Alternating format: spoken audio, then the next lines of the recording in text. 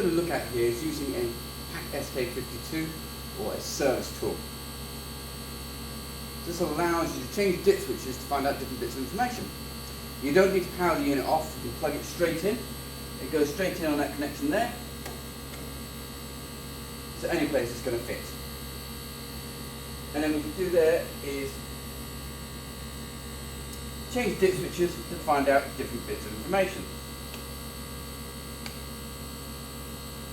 When you first plug it in, it comes up telling you what the unit's currently doing. So at this moment in time, you can see there it's saying C4.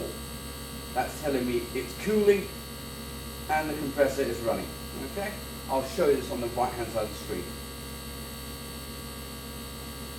We can change those dip switches to find out different bits of information. So for example, compressor operating current is 7 amps.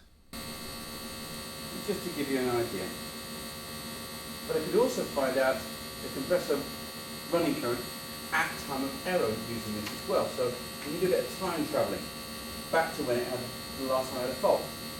So to find out the information, it's number 1 on, 2 off, 3 and 4 on, AFCO you can see on the right hand side of the screen.